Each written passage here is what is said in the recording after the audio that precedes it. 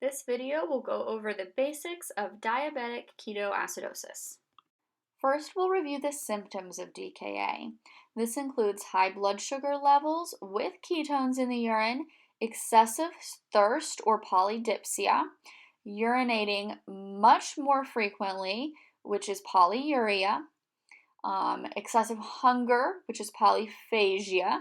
These three P's, polydipsia, polyphagia, and polyuria, are the common trio of DKA symptoms.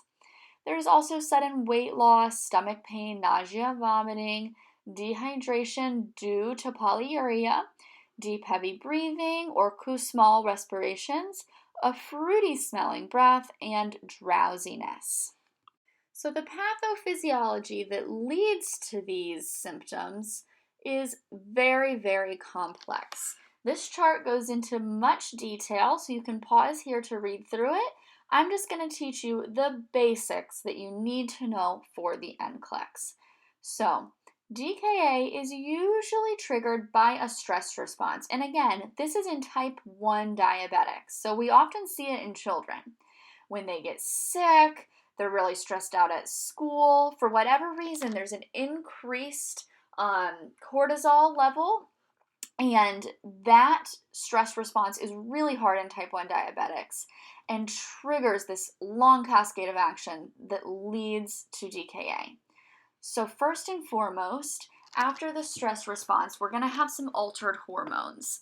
It's not important the very specific hormones. What is important is that those hormones cause increased glucose in the blood. Basically, they're going to cause a high blood sugar.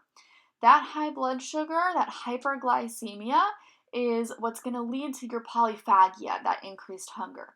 Because we have such a high blood sugar in the vascular space, that sugar isn't getting to the cells, so your cells are starving. Therefore, we have polyphagia. They just can't get enough to eat.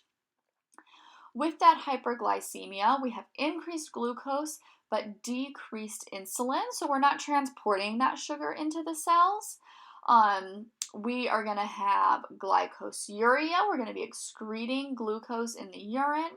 We're going to be breaking down proteins to try and feed our cells. We're going to be also breaking down lipids, breaking down fats, which is our body's attempt to feed our cells. This is, again, all because we have a super high blood sugar. We're not transporting that glucose into the cells, so our body's attempting to feed itself. Now, most of the other symptoms come from this breakdown of lipids.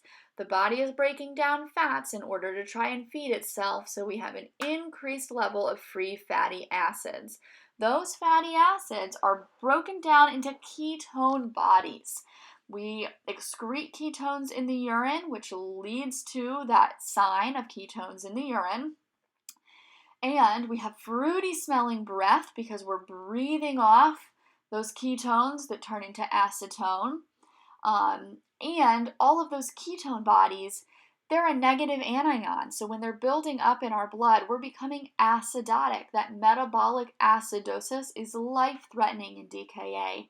Our bodies become tachypnic because they're trying to breathe off some carbon dioxide to get rid of some acid and offset that metabolic acidosis. That's where those Kussmaul respirations come from.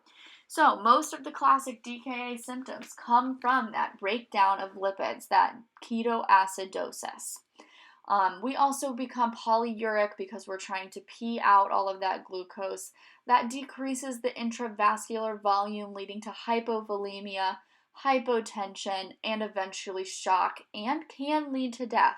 DKA is incredibly dangerous, and it's essential to recognize early and treat quickly. It is usually treated with a sliding scale of insulin, fluid resuscitation, and very frequent blood glucose monitoring.